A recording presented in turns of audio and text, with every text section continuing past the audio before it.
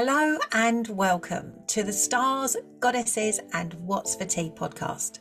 My name is Samantha Selby and I am known as the astrological energy healer and channel for star goddess activations. I help the plate juggling women, the ones who really make the world go round, to lead a more spiritually aligned life, to recognise themselves as the goddesses that they truly are. I will be bringing the sometimes complicated concepts of astrology and energy healing down to earth and making them relevant to you and your life. If you haven't already, click on the link in the show notes to download my simple 2-step energy cleansing and alignment ritual so you can have your best day every day. Using the power of the planets, astrology and energy healing, you can take the inside track in your life and follow your soul pathway to the next level of soul ascension alongside human level health, wealth and happiness. So let's dive into all of this juiciness in today's episode. So welcome to this episode of the Stars, Goddesses and What's for Tea. Inside this episode, I'm going to be sharing with you how I used the stars and the moon to plan and launch this podcast. Now, I know that this is something that has supercharged my business.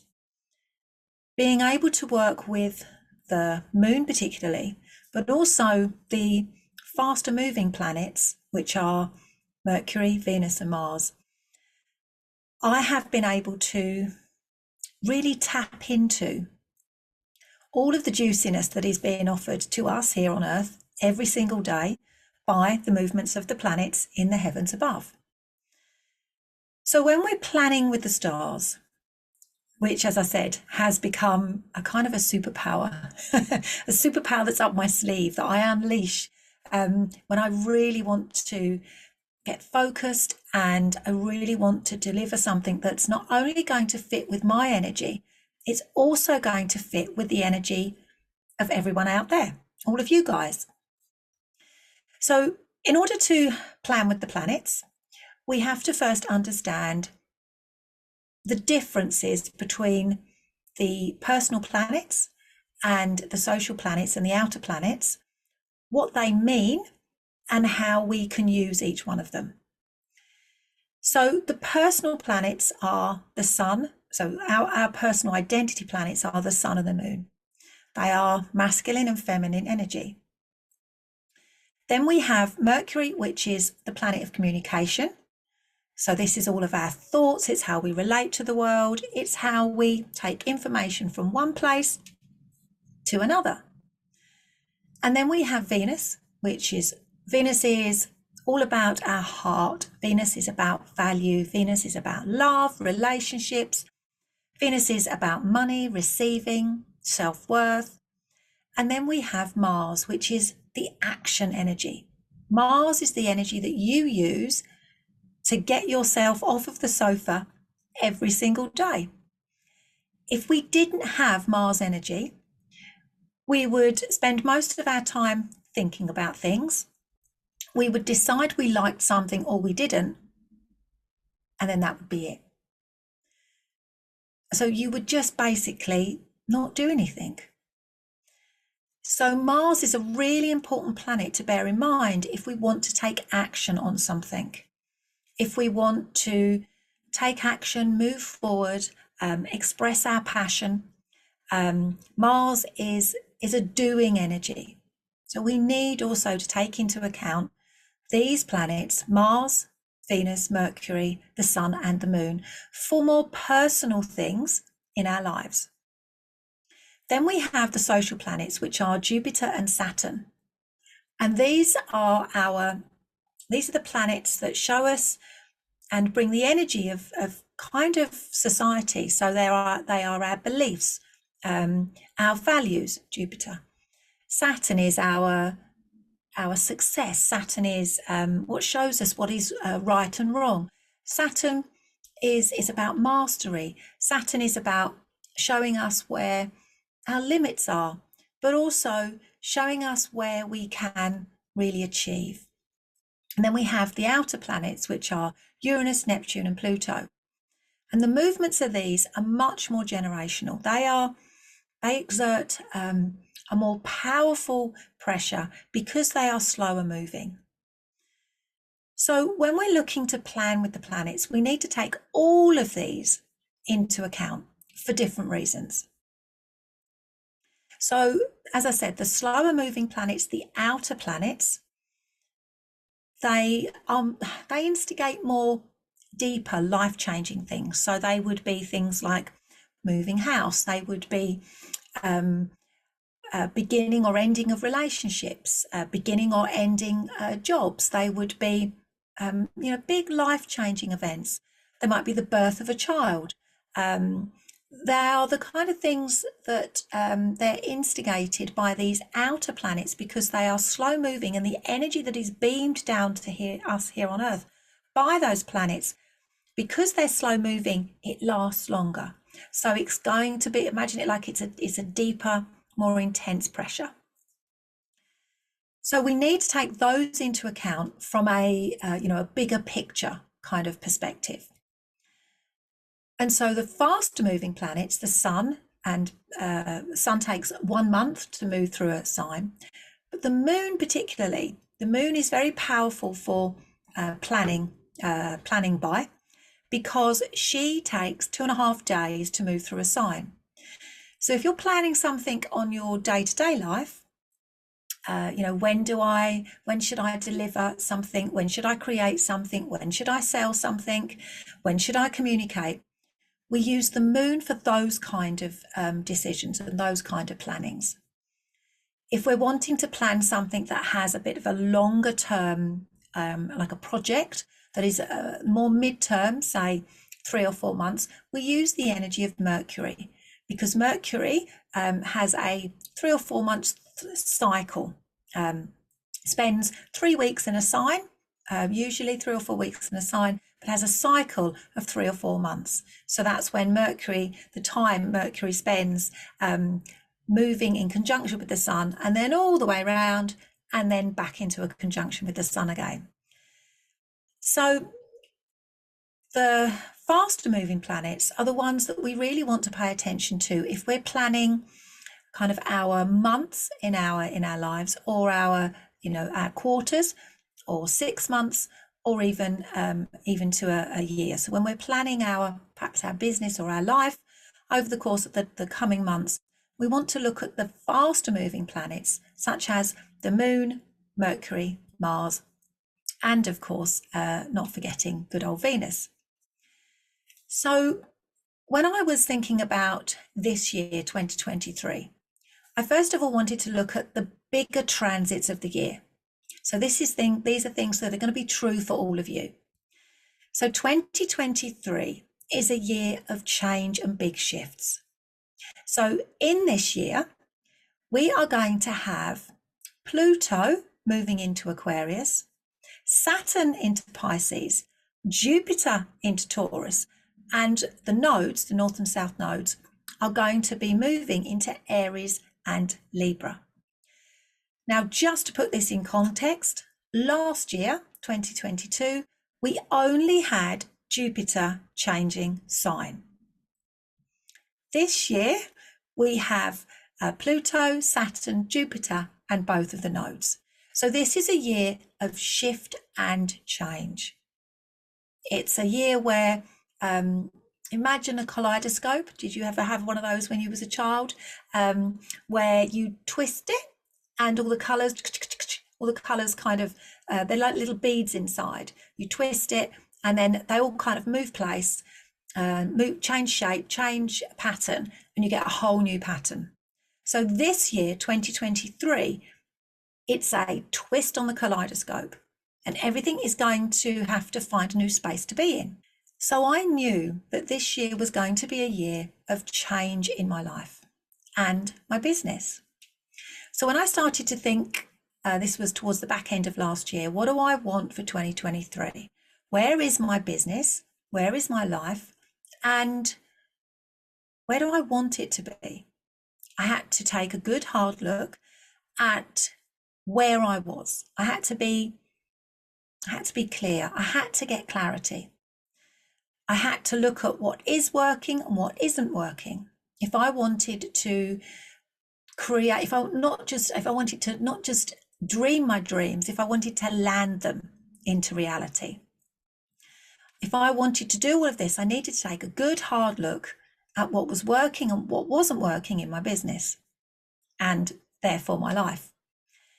And so this is what I started to do at the back end of last year. And this was helped by the position of Mars. Now, Mars is the planet of action. And Mars, from October last year, started his retrograde process. So he started to move back through the sign of Gemini. So what Mars was asking us to do was to think about our actions in communication, because Gemini is about communication, in the area of our life that Mars was transiting. Now, for me, that was over the top of my 11th house. So we take the planet, we take its sign, and we take the area of our life. So your natal chart is integral to kind of planning this, knowing where your signs are and what your houses are. And if you would like more support with any of this, come over to my Facebook group, Astrological Energy Healing for Life and Business. If you join that group, post questions in there, then I'm more than happy to come around and circle back and answer them about your natal chart and just to give you little tips. I go live in there every week, sharing about the weekly transits. But I also run and host masterclasses in that group as well. Free masterclasses to give you more insight into astrology. So if astrology and natal chart reading, looking at your natal chart is really new to you, or you'd like some more insights, come over to that group because there's always something going on in there. So when we come back to our natal chart, we need to look at the planet, what its role is, the sign it's in, and the house that it's transiting over. So when I was taking a good hard look at my business, I had to look at the actions I'd been taking. Had they given me the results that I wanted? Now, in your business, there are, so business speak, you'll get to know me. I'm not really one for the business speak. So there are business terms like funnels and things like that. There's things like outreach and all of those kind of things. But I knew that I have a very loyal client base. I say they're clients, they're part of my community. And, this is a community that I've built up over a number of years, but it feels really lovely. But I also know that community has been static for a while.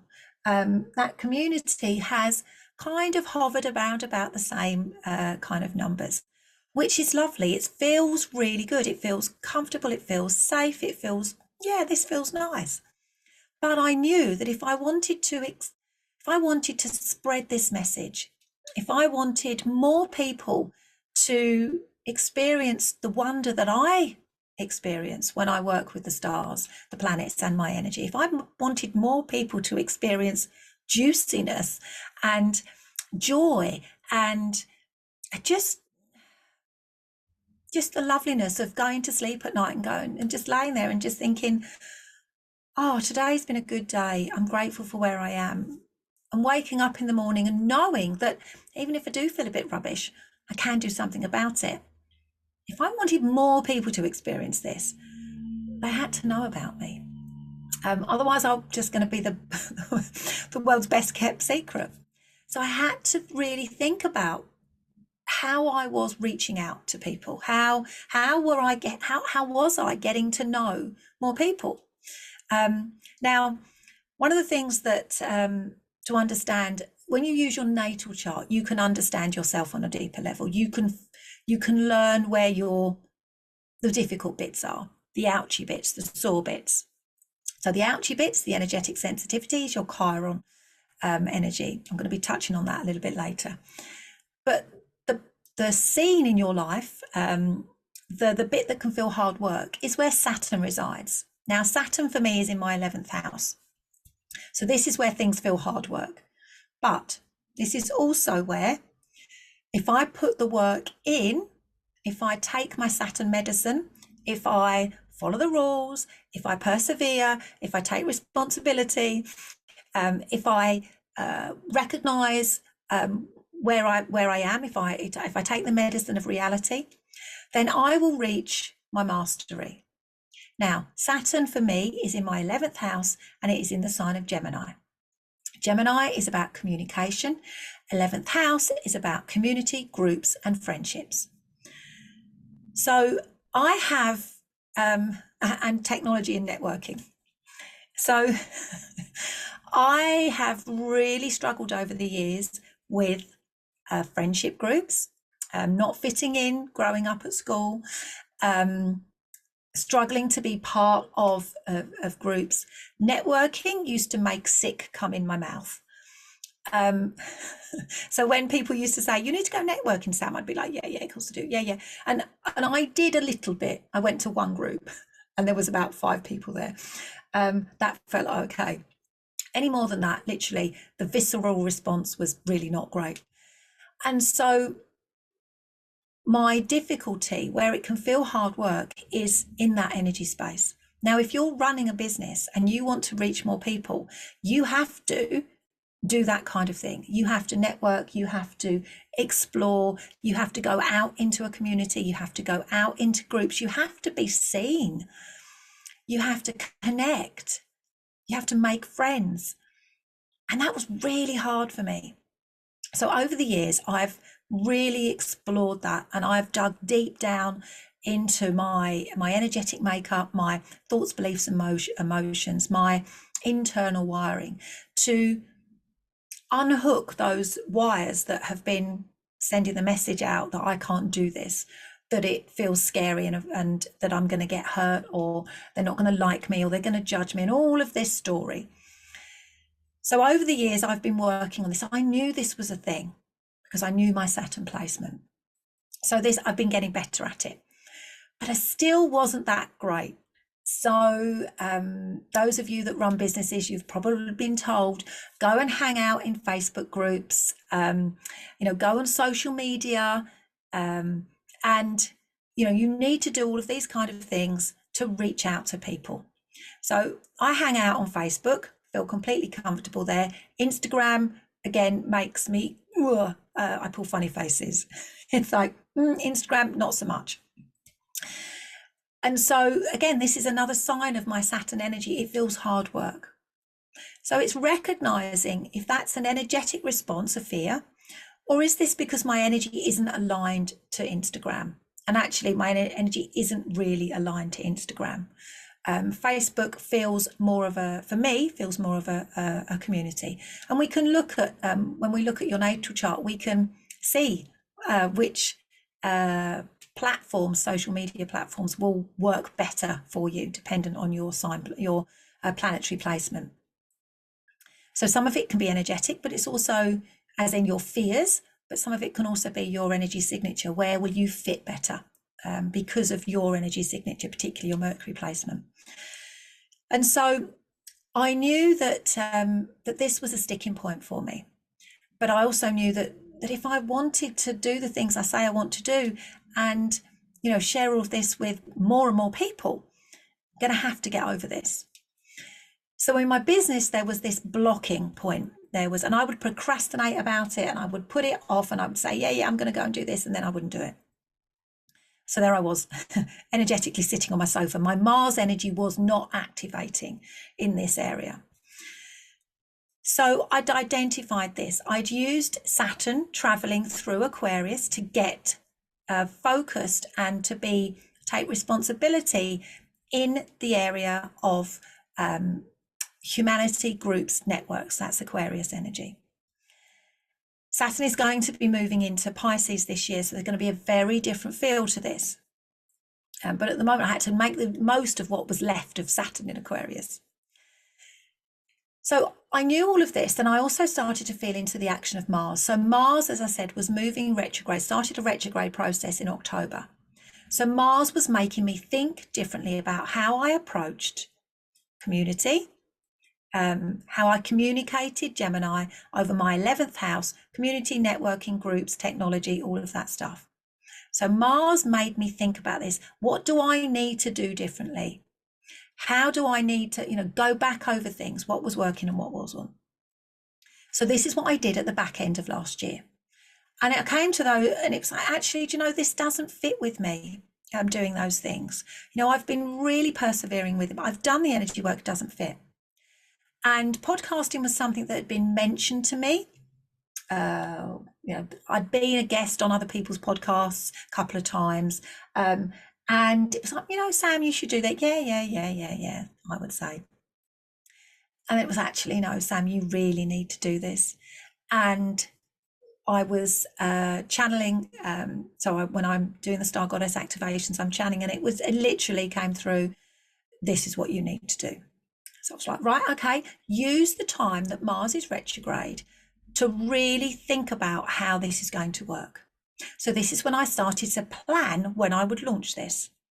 When, if I'm going to do this, I'm going to do this right. I'm going to do this with the planets, and I'm going to really work out when this is going to be the best thing for me. So using Mars in retrograde over the top of my 11th house in the sign of communication, Gemini, which is what we're doing now. This is a Gemini thing. I'm chatting, I'm taking information out of my head or wherever I get it from, and I'm passing it on to you. So I really needed to explore this. So first of all, I was like, right, I'm going to reach out and ask for support. So I spoke to my business mentor. I started to explore it. I started Googling, and then look what happened on Facebook. Things were popping up. I was seeing posts from podcasters. I was seeing posts from people talking about their podcast. It's like, wow, the algorithms really do work. The universe is showing me all these things. So I also had to think about how I was approaching it, because I could feel my energy was starting to tighten up. I've got to do this right. It's absolutely right. I need to make sure that this is perfect. This was starting to run around my head.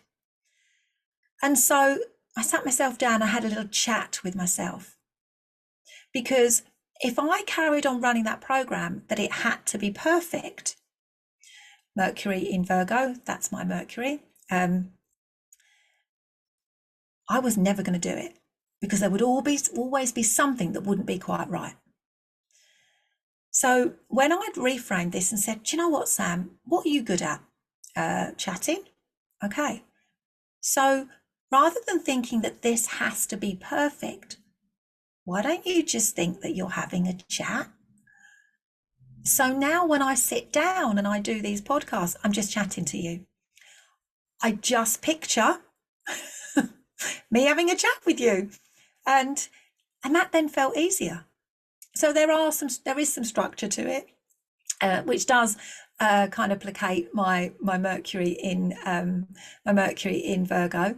But my Mercury in Virgo is square with my Saturn. So this is where I can get a little bit, so if I approach this as I'm having a chat, it feels so much. It feels completely different. I'm just having a chat. That's all. I can do that. No problem. So once I'd kind of got my head around it, I'd done the energy work, I'd noticed what was coming up for me, I'd done the reframe, I'd released my fears of I wasn't going to get it right, it wasn't going to be perfect, it was going to be okay. I'd released all of the stuff around when people would say, telling me, well, you have to record your podcast, and then you actually put them out there. Sometimes people record podcasts and they don't go live for another 3 months. My energy was like, no, because I don't know what I'm going to be talking about in 3 months' time. So that was a reframe as well for me. Actually, you don't have to run your podcast like that, Sam. You can just go, I'm just going to do a podcast. I'm just going to chat about something because it's landed in my energy. It's in my awareness. Let me talk about it. So there are going to be some that are planned in advance, but there are also going to be ones where I'm like, I'm just going to come and have a chat. So that took the pressure off. It was me recognizing my energy. And this is what you can do for you as well. When you study your natal chart, you get to know yourself. So then I really wanted to use particularly the moon, because the moon is a great way to plan your day and your weeks and your months. Now, the moon is she's just the most magical energy. She was studying the moon was the first thing that I did to get into astrology, working with the energy of the moon, the new and the full moon, running way back then, it was called, they were red tent circles, working with the cycles and the seasons of the moon. And then they evolved into moon circles, and then they developed and evolved into star goddess activations. So the moon has always been a really important part of my life. So the next thing I did was I looked at when do I need to, when can I launch this in tying in with the moon? So first of all, it was, okay, so I have, podcasting and chatting like this. This is kind of 11th house themes. So I have Gemini over the top of my 11th house. So if the moon is new in Gemini or full in Gemini, that would work. But actually, that wasn't going to happen. The moon's not going to be new in Gemini until for another few months, when the sun is moving through Gemini. So that's going to be the back end of May and into June. Can I wait that long? No, I can't. No, that was too far away. I didn't want it to be that far away. So I needed to have a little rethink. So what else works with podcasting? What's the energy of this? Well, actually, it's Aquarius. So Aquarian energy is about connections that you can't see. It's about technology. It's about the internet. It's an air energy. It's an air sign. So it is about communication. It's about thoughts. It's about ideas. It's innovation. It's doing things differently. It's being a little bit detached. But it's also about individuality. It's about being part of an individual, being an individual, but as part of a group and as a community. It is about humanity. So these are all the things. I'm like, so I can use energy of the new moon in Aquarius for this. So I look, when is that going to be? So the new moon in Aquarius was actually on the 21st of January. So the sun moved into Aquarius on the 20th. We had a new moon in Aquarius on the 21st. Now, new moons are times of beginnings. After the exact time of a new moon is the time to set intentions. What do I want to call into my energy? What do I want my energy signature to be over, the coming weeks? And, new moon energy can really be powerful between the new moon and the next full moon, but also for the next 6 months. And so when the moon is full in that sign, which for Aquarius is going to be August time.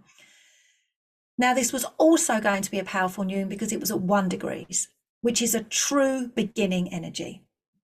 So when it was the new moon in Aquarius on the 21st, the sun had just moved into Aquarius. We had it at 1 degrees. I set my intentions.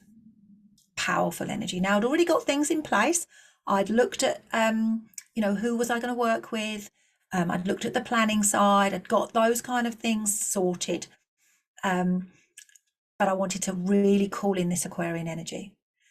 So I set my new moon intentions about how I wanted this to be received. What was the energy that I wanted behind this? What energy did I need to feel? What vibration and frequency did I need to feel to tap into this Aquarian energy? And this was so, so powerful because this is about reaching out. This is about for the good of humanity, for passing on, for bringing in the age of Aquarius, of doing things differently. So I really want to call in this Aquarian energy. The energy of Aquarius, which is all about humanity and groups and connections.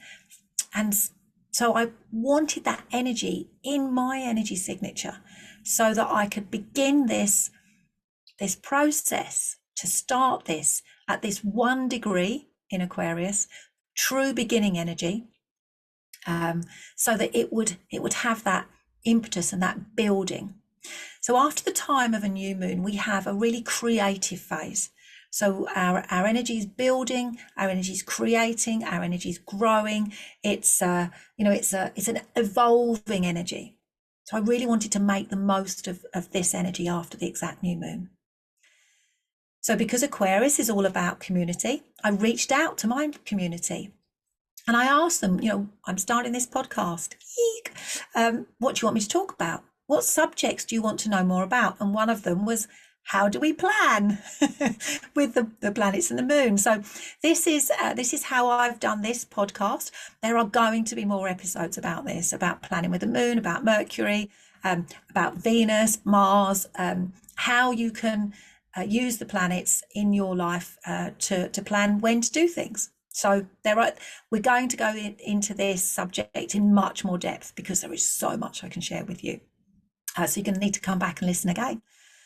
So I asked my community what subjects they wanted me to talk about. And then I needed to look at, okay, so when am I going to record these episodes?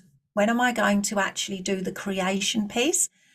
And, this needed to fit with my energy, my natal chart.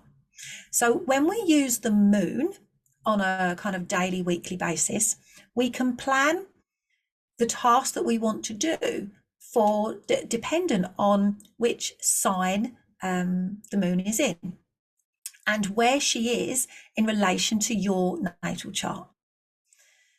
So I needed to make sure that the moon was going to be either in an air sign, because that's about communication, connected to my Mercury energy, because that's my communication energy. So I had a look at my chart and I looked at in my diary. And between the 6th and 7th of February, the moon was going to be in Virgo over my 2nd and 3rd house, which is where my Mercury energy sits. So 2nd house is about giving value. 3rd house is about communication. Mercury is my planet of communication. And Virgo, being an earth sign, which is also ruled by Mercury, is going to give me the stability and the groundedness to do this. So I recorded my first episodes over the 6th and the 7th of February, which was perfect. There was some outtakes where I was learning the tech and but it felt grounded. It was in that earth sign of Virgo. I could do this. And I kept thinking all the time, okay, what's the value I'm giving? Why am I doing this? So it was the perfect energy for me to begin this process. So then I had to look at when I was going to launch. When was I actually going to put all of this out to you guys? When was I going to put this out to the world? When was I going to show myself? When was this going to happen? So I looked at 2 different dates, and again I was using the energy of the moon for this. So when the moon is new or full in the same sign as your natal moon, this is said to be a power moon. It's really powerful. So when the moon is new in your sign, when the moon is new in the same sign as your natal moon, then this is a fabulous time for intention setting. Really powerful time. When the moon is full in your natal moon sign, this is a great time for really showing up, things really being put out there. New moon is beginnings. Full moons is birthings. Okay. I'm going to do many more podcasts about the moon. It is an endless subject. So there will be more about the moon. But I'm just really showing you how I've used the moon and the planets for this podcast so you can get the idea. So I considered 2 dates. Okay. So there was a date when the moon was new in Pisces. So when we had a new moon in Pisces, that would have been good because my moon is in Pisces. So okay, that would work out. That would probably be okay. And then I was like, okay, now the other thing that can happen at the time of a new moon is your stuff can come up. So the days leading up to a new moon, it's the shadow side. It's when we go into our emotional depths. Now, my moon being in Pisces, and the moon being in Pisces, it's kind of like, is this going to be such a good time? Is my emotional stuff going to come to the surface? Do I want that happening right around the launch of my podcast? Now, usually when I look back over the years, the new moon in Pisces is usually a pretty good time for me. I've run moon connection days, sold out events around this time. So I do have it's a good time, but I was really aware that this might be different this year, and I'll explain why. So that was one possibility. And then I looked again and thought, okay, so what about when the moon is transiting over my 11th house? The house of networking, community, groups, humanity, all of these kind of themes that we've been talking about. And so my 11th house is Gemini energy. So how about if I looked when the moon is in Gemini? And the moon is going to be in Gemini, transiting over my 11th house on the 27th of February. I had to stop for a minute and think, what month am I in? So that was why the 27th of February was chosen as the date to launch my podcast, because it fitted with my energy. Now, as it happens, when I look at what actually happened around about the 20th, which was the other possible date, it was a really good thing that I didn't launch then, because there are other things happening in my chart at the moment. These are happening in your charts as well, but this is specific for me. So at the moment, and coming up on the 12th of March, we have a Jupiter Chiron conjunction in Aries. I have Chiron in Aries. This conjunction is going to be right over the top of my Chiron. Right now, we also have a stellium of planets in in Aries. So we have Venus in Aries. We have Vesta, that is a goddess. If you want to know more about Vesta, stay tuned for further episodes or attend the Star Goddess activations, because the goddess energies in your natal chart add another whole dimension, incredibly powerful. Love them. It's why this podcast has got goddesses mentioned in the title. So we have Venus and Vesta. Venus is our how we relate to others. It's our money. It's how we relate in relationships. Vesta is our sacred flame. We create with our Vesta energy. It's our connection to our divine. Jupiter, planet of beliefs, our vision, expands everything. Chiron, our ouchiness, energetic sensitivity. And then Juno. Juno is about unity. So Venus is our attraction energy. Juno is our keeping energy. So you can be really good at attracting, but not so great at keeping. Juno is about deserving as well. So we've got all of these heavenly bodies all lining up in Aries. They are crossing my natal Chiron at the moment. So in the lead up to the new moon, which was a possible launch, basically I had a massive meltdown. All of my stuff around launching this podcast, all of my energetic sensitivity about who I was, who are you to do this, Sam, la, la, la, it all bubbled up in the days leading up to the new moon. Now, I'm internally grateful for the skill set I have that means I can deal with this. I also have a great support network in my business mentor, my VA, Susan sent from heaven, and the support network I have around me. So I was able to deal with all of that stuff that came up, all of the yuckiness, that resulted in kind of snot crying. I was able to energetically release that, so I could then move forward and be in this perfect position, perfect energy, perfect place for the actual launch on the 27th. Now, if I'd have launched on the 20th, that might have been a very different experience. So, because that energetic sensitivity by that, the alignment, the stellium of planets coming over my Chiron would have been there anyway. And if I was under the pressure of launching on the 20th, even though it would have been a pretty good time to do it, I don't know how well that would have worked out. And so the 27th was the date I chose. So I looked at many different things in planning this podcast. I looked at the position of the moon. I looked at the position of Mercury. I looked at the position of Mars, because Mars turning retrograde gave me the impetus to actually do this. So this whole process has been planned and navigated through by the transformational energy healing work that I do and by working with the planets. And this is the magic of astrology. And this is what I want for all of you guys. So just to recap, we can use the moon on a day-to-day basis. When's a great time for me to sell fire moons?